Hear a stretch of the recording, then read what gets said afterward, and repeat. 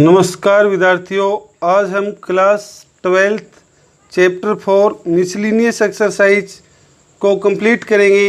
प्रश्न संख्या 6 से कंटिन्यू। 5 प्रश्न इससे पहले वीडियो में हम कर चुके हैं विद्यार्थियों। छठे प्रश्न में हमें प्रूफ करना है ये A square B C A C plus C square A square plus A B square A C A B square plus B C plus C square equal to 4 square B square C square. तो क्या काम करेंगे विद्यार्थियों, सबसे पहले हम इस column में से ए कॉमन आएगा, इस कॉलम में से बी कॉमन आएगा, इस कॉलम में से सी कॉमन आएगा। ये कॉमन ले लेंगे। कॉमन लेने के बाद हम ऑपरेशन लगा देंगे R1 change to R1 minus R2 minus R3। फिर हम माइनस का 2b कॉमन ले लेंगे R1 में से और फिर ऑपरेशन लगा देंगे C2 माइनस C1 और R1 के रिस्पेक्ट इसको एक्सपेंड कर देंगे तो जो हमें चाहिए वो मिल जाएगा। ये ऑपरेशन आपको बता देते हैं विद्यार्थियों। जैसे 6th सम के सिर्फ ऑपरेशन बताए जा रहे हैं आपको, जो आप ध्यान रखेंगे और खुद सॉल्व करेंगे इनको। जैसे सबसे पहले taking A B C from R C1 C2 and C3, यानी C1 आपका ये रहेगा, यहाँ से ए कॉमन आएगा, यहाँ से बी और यहाँ से सी आएगा। उसके बाद हम ये ऑपरेशन लगा देंगे R1 change to R1 minus R2 minus R3 और फिर माइनस का 2b कॉमन ले लेंगे फ्रॉम R1 में से और इसके बाद ऑपरेशन ये लगाइए C2 change to C2 minus C1 और एक्सपेंड कर दीजिए R1 के रिस्पेक्ट। तो आपको विद्यार्थियों 4a square B square C square मिल जाएगा। जो प्रूफ करना है तो ये आप खुद ट्राई लेंगे, ये सिर्फ आपको प्रपोजल वर्क बताया गया है। इसी तरह से प्रश्न संख्या 7 की बात करें विद्यार्थियों, ए इन्वर्स दिया हुआ है, बी मैट्रिक्स दी हुई है और ये फाइंड आउट करना है। तो इसको हम कैसे लिखते हैं विद्यार्थियों, देखिए ए बी इन्वर्स को पहले बी का इन्वर्स इंटू ए का इन्वर्स राइट करते हैं।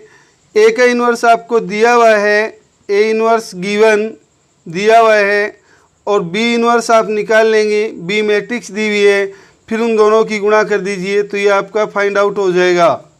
इसके बाद विद्यार्थियों प्रश्न संख्या 8 पे डिस्कस करते हैं, जो हम आपको सॉल्व करवाएंगे।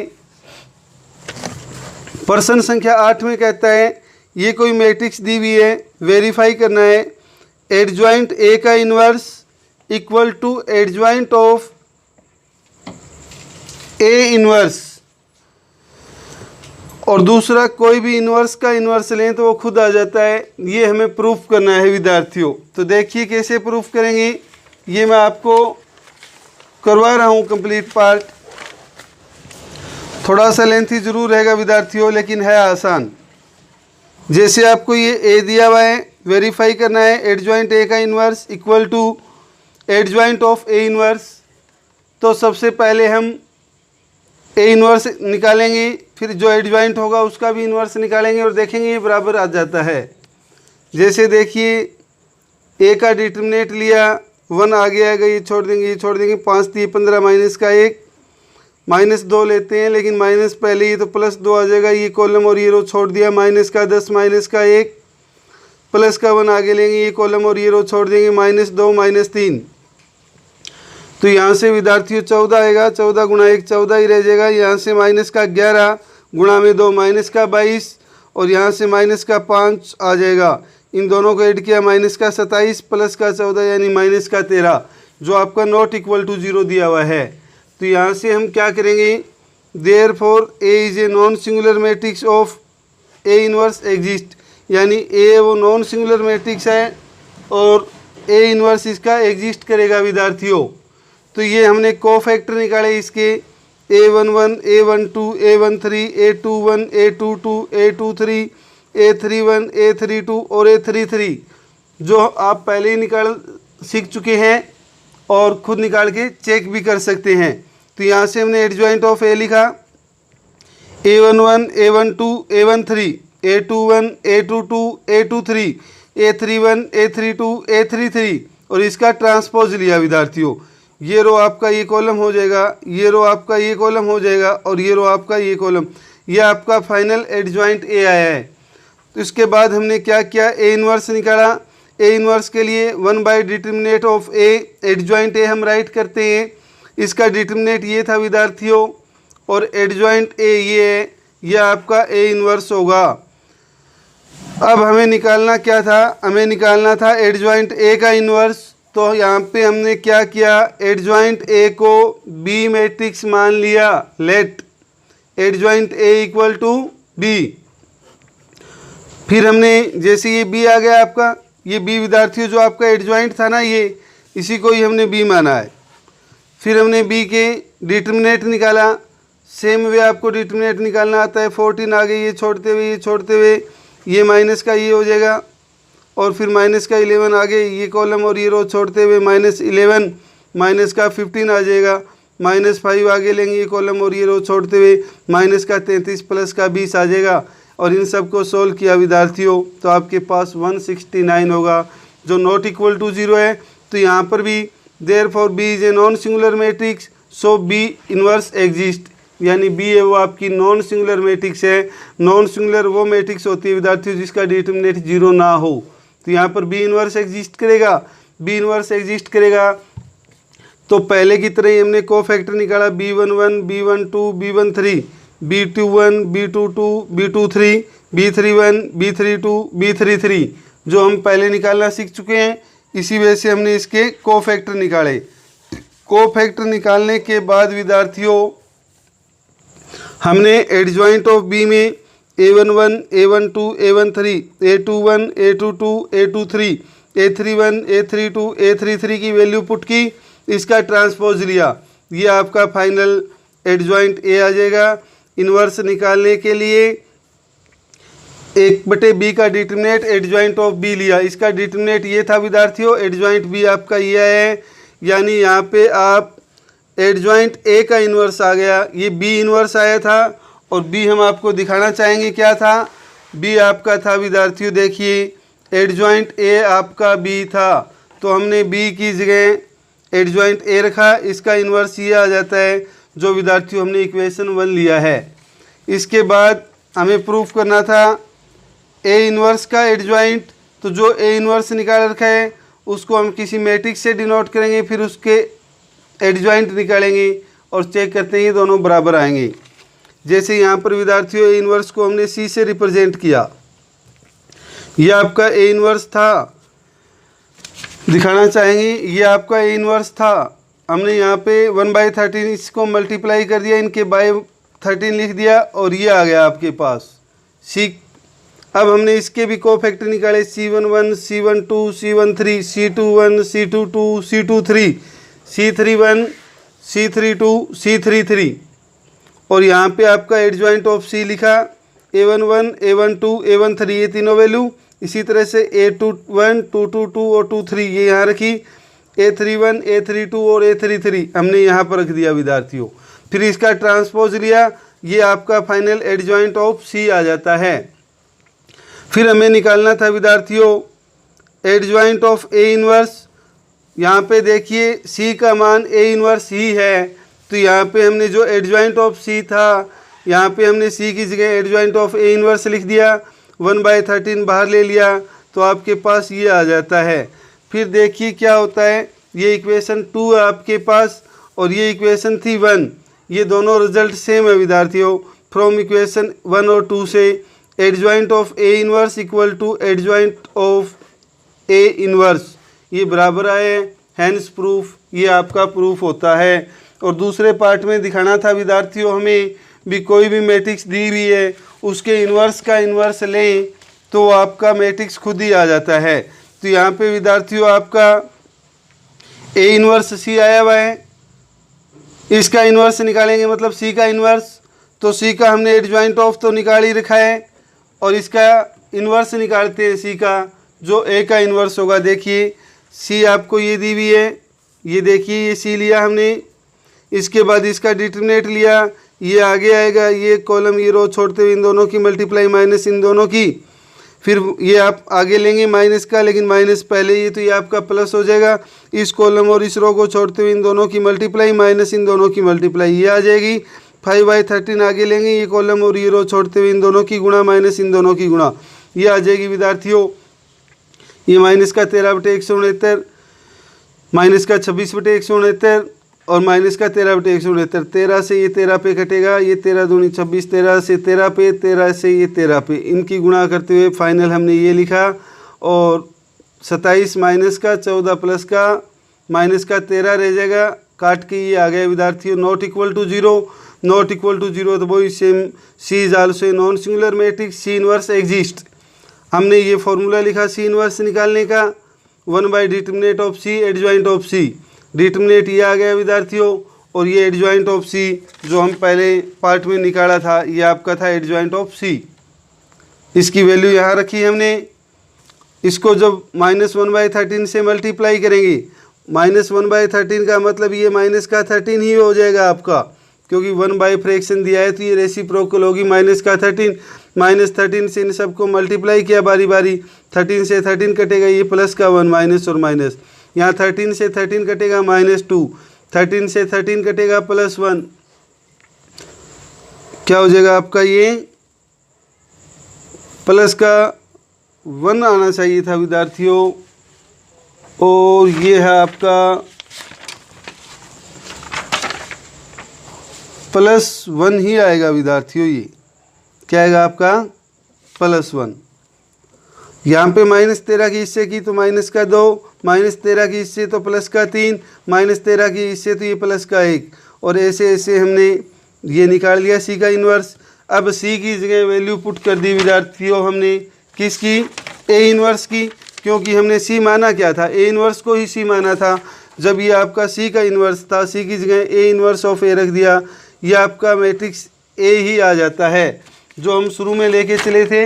देखिए हम आपको दिखाना चाहेंगे, जैसे ये विद्यार्थियों आपका ए था, और ये देखिए इसमें और इसमें कोई अंतर नहीं है, ये सेम है, तो इस तरह से ए इन्वर्स ऑफ इन्वर्स ए आ जाएगा। तो ये आपका प्रूफ होता है। सेकंड पार्ट भी इसका, जो थोड़ा सा लेंथी ज़रूर है विद्यार्थियों, परंतु आसान भी है। इसको आप फिर नोटबुक में सॉल्व करेंगे। प्रश्न संख्या 9 और 10 में विद्यार्थियों आपको सिर्फ फिर ऑपरेशन बताऊंगा, सॉल्व आप खुद करेंगे। जैसे देखिए प्रश्न संख्या 9 में आपको ये दिया हुआ है विद्यार्थियों। अब यहाँ पे हम चाहे इनको ऐसे ऐड कर लें या ऐसे ऐड कर लें, सेम ही आएगा आपके पास। ऐसे ऐड करेंगे तो भी आपके पास 2x + y, ऐसे ऐड किया तो भी 2x + y। तो हम इसके ऊपर ऑपरेशन लगा देते हैं। सबसे पहले विद्यार्थियों ये R1 change to R1 + R2 + R3, तो ये आपके पास 2x + y 2x + y 2x + y हो जाएगा, जो फिर हम कॉमन ले लेंगे। Take 2 × x + y is common from R1। Common लेने के बाद ये आपके पास 1 1 1 आएगा। फिर हमने ऑपरेशन लगा दिया C2 - C1 और C3 - C1, फिर आपके 2 0 हो जाएंगे। C2 और C3, सिर्फ C1 में पहला एलिमेंट A11 बचेगा, और इसलिए हमने एक्सपेंड कर दिया R1 के रिस्पेक्ट, तो ये आपका सोल्व हो जाएगा। इसी तरह से सेकंड पार्ट विद्यार्थियों 1 1 दिया हुआ है, और ये हम पहले भी कह चुके हैं, जब भी किसी एक रो या कॉलम में 1 1 मिल जाए तो उसको 2 0 बनाएं और एक्सपेंड करें, आंसर आ जाएगा। तो यहाँ भी ऐसा ही किया विद्यार्थियों। हमने क्या किया, R2 में से R1 घटाया, R3 में से R1 घटाया, और फिर इसको एक्सपेंड कर दिया C1 के रिस्पेक्ट। जब हम R1 में से R2 में से R1 घटाएंगे ये 0 हो जाएगा, R3 में से R1 घटाएंगे तो ये भी 0 हो जाएगा। ये एलिमेंट बचेगा, इसके रिस्पेक्ट इसको एक्सपेंड कर देंगे, आपका आंसर आ जाएगा विद्यार्थियों। इसके बाद प्रश्न संख्या 11। प्रश्न संख्या 11 में हम क्या करेंगे विद्यार्थियों, ये भी आप खुद ही ट्राई लेंगे। हमें चाहिए alpha - beta, beta - gamma, gamma - alpha, तो इसमें से ये घटाइए और इसमें से ये घटाइए, आपको ये 2 चीज़ मिल जाएगी, अल्फ़ा - बीटा और बीटा - गामा। ये 2 मिलने के बाद कॉमन लीजिए, और जो कुछ भी आएगा उसको फिर सोल्व करिए, तो ये आपका आंसर मिल जाएगा विद्यार्थियों। और ये भी आप खुद ट्राई करेंगे, खुद सोल्व करेंगे। इस टाइप के सम हम कर चुके हैं। प्रश्न संख्या 12 की बात करना चाहूँगा। इसके अंदर ये सोल्व करना है। तो इसके अंदर हमने ये एक प्रॉपर्टी पढ़ी थी कि ये दो एलिमेंट का सम दिया हुआ है, तो यहाँ से हम दो डिटर्मिनेंट लिख सकते हैं। जैसे देखिएगा कई बार ये इतना प्रूफ करना भी आ जाता है, सिर्फ इतना प्रूफ करना, तो भी हम ऐसे ही करेंगे, और जो अब हमें प्रूफ करना है वो भी इसी से ही होगा। ये दिया हुआ था विद्यार्थियों, ये दो कॉलम सेम लेते हुए एक में हमने 1 1 1 लिया और दूसरे डिटर्मिनेंट में हमने ये एलिमेंट लिए C3 में, बाकी C1 और C2 सेम है। यहाँ से हमने x कॉमन लिया, y कॉमन लिया, z common, x y z, तो यहाँ एक x और x स्क्वायर, एक y और पी वाई स्क्वायर, एक z और पी जेड स्क्वायर, ऐसा ही रहेगा। फिर हमने विद्यार्थियों यहाँ से P1 और बाहर ले लिया, तो यहाँ पे आपका x square Y square Z square रहेगा। पहला आपका डिटर्मिनेंट सेम चलते आ रहा है। फिर हमने देखा इन दोनों को सेम बनाने के लिए इनका इंटरचेंज किया, यानी C2 और C3 को इंटरचेंज किया। एक बार इंटरचेंज करते हैं तो विद्यार्थियों एक साइन माइनस का आता है जो हमने लगाया। दूसरी बात, इन दोनों का इंटरचेंज किया, C1 और C2 का इंटरचेंज किया हमने, तो फिर एक माइनस और आ जाएगा, माइनस और माइनस ये प्लस ही हो जाएगा, और लास्ट में आपको ये मिल जाएगा। ये आपका विद्यार्थियों सेम चलते आ रहा है। अब हमने देखा ये आपका सेम है, तो ये बाहर ले लिया, यहाँ तो रहेगा 1 और यहाँ रहेगा ये, ऐसा लिख सकते हैं। फिर हमने क्या किया, पूरी एक कॉलम में 1 1 है, दो को 0 बनाया, R1 change to R1 minus R2 और R2 change to R2 minus R3। Operation हम बार बार लगाते हैं, आज भी लगाया। ये हमारा बाहर ही रहेगा, इसमें से ये जाएगा 0, यहाँ x माइनस वाई, यहाँ विद्यार्थियों x square minus Y square आएगा, लेकिन इसको हम लिख सकते हैं x माइनस वाई और x प्लस वाई, तो यहाँ पर हमने सीधा ही लिख दिया। इसी तरह से यहाँ जाएगा 0, यहाँ पे फिर क्या रहेगा आपका y minus Z, Y square minus Z square को फिर y माइनस जेड और y प्लस जेड लिख दिया विद्यार्थियों। अगले स्टेप में हमने क्या किया, देखिए अगले स्टेप के अंदर हमने यहाँ से तो विद्यार्थियों कॉमन ले लिया x माइनस वाई, और यहाँ से ले लिया y minus Z, x minus Y और y माइनस जेड कॉमन लेते हुए देखिए यहाँ क्या रहेगा आपका 0 और यहाँ पे रहेगा 1 और यहाँ रहेगा x प्लस वाई, यहाँ 0 1 और y प्लस जेड, यहाँ 1 z और z स्क्वायर ही रहेगा। अब विद्यार्थियों 2 0 होते ही आपको बता ही रखा है कि हम क्या करेंगे, एक्सपेंड किया इसको C1 के रिस्पेक्ट, ये रो ये कॉलम और ये रो छोड़ते हुए इन दोनों की मल्टीप्लाई माइनस इन दोनों की मल्टीप्लाई, तो यहाँ पे हमारा y से y कैंसिल हो जाएगा, z माइनस x आ जाएगा।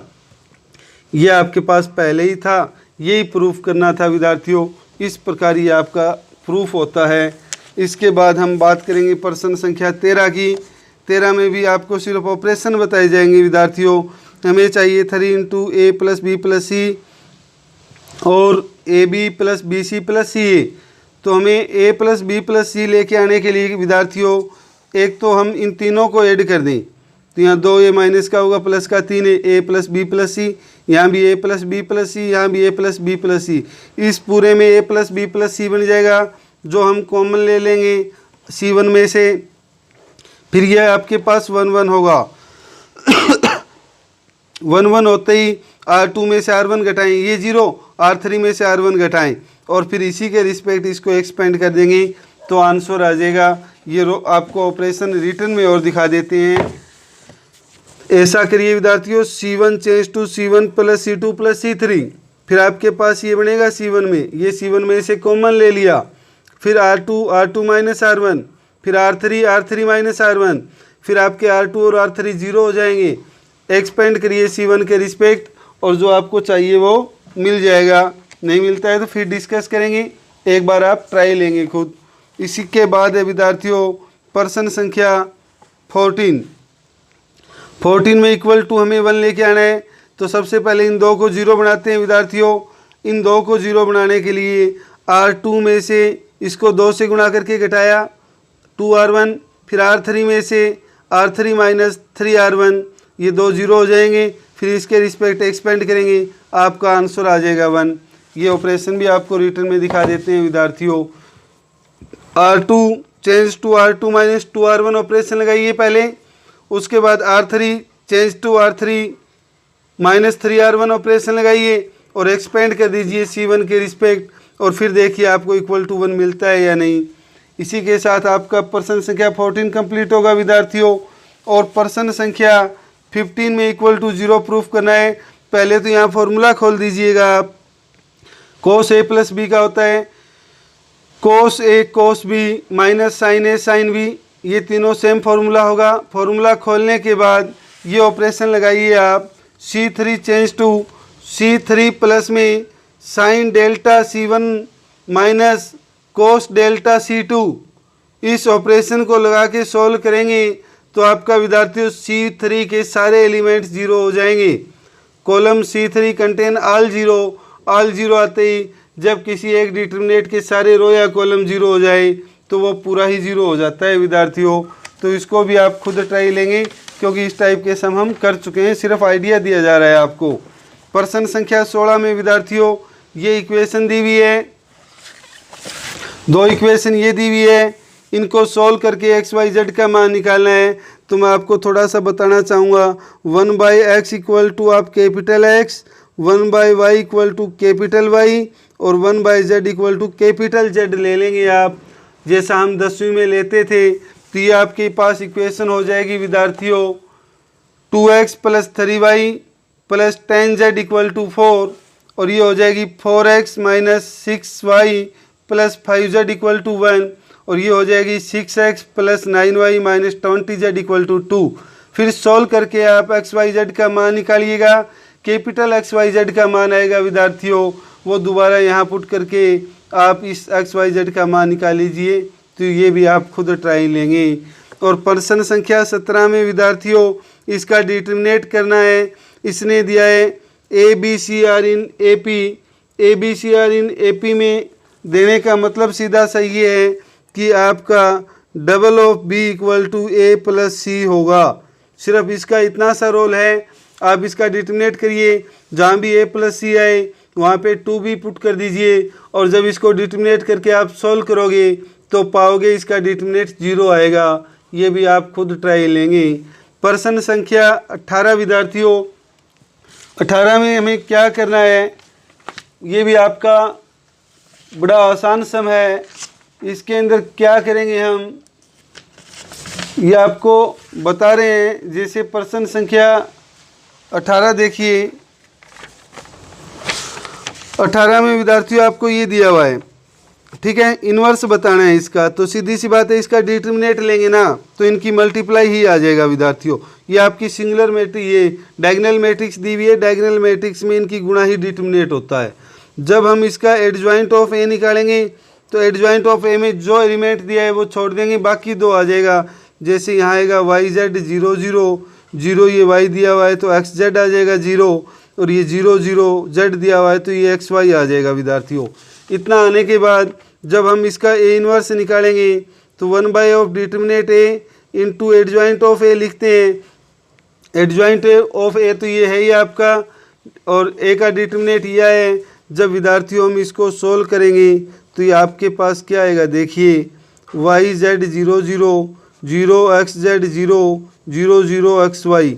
जब हम इसको इससे डिवाइड करेंगे या गुणा करेंगे इसके साथ तो ये विद्यार्थियों आपके पास आएगा माइनस 1/x 0 0 0 1/y 0 0 0 1/z। इसको विद्यार्थियों हम क्या लिख सकते हैं, x इनवर्स 0 0 0 y की पावर -1 0 0 0, ये आपका z इनवर्स आ जाएगा।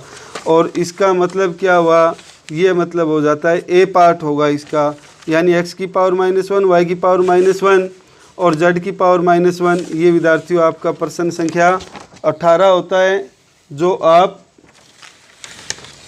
खुद करेंगे या हमने कर ही लिया ये मानिए। इसके बाद बारी आती है विद्यार्थियों प्रश्न संख्या 19, लास्ट और अंतिम समय।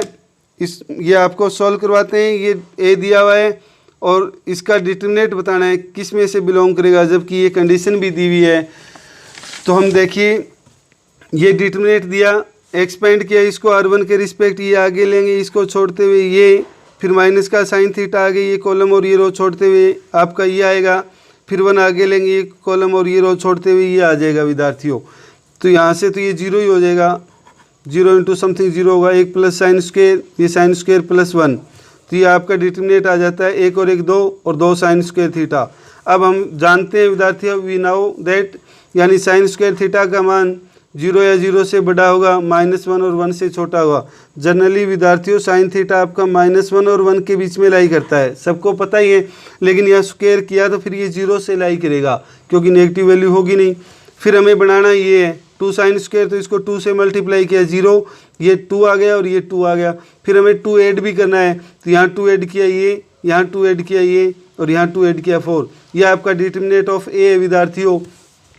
ए का डिटर्मिनेंट -2 और 2 से बड़ा 2 और 2 से बड़ा, 4 और 4 से छोटा है, तो यहाँ पर ए का डिटर्मिनेंट बिलोंग करेगा इक्वल टू साइन है, तो इस ब्रैकेट से जो आपका ऑप्शन सी सही होगा, डी सही होगा विद्यार्थियों, यह आपका करेक्ट ऑप्शन होगा। और इसी के साथ विद्यार्थियों हमारी यूनिट 4 कंप्लीट होती है। यूनिट 3 और 4 2 यूनिट कंप्लीट हो चुकी है विद्यार्थियों, जो आप अच्छे से रिवाइज करेंगे। अगले एक आध दिन में आपका इन दोनों यूनिट का टेस्ट होगा। धन्यवाद।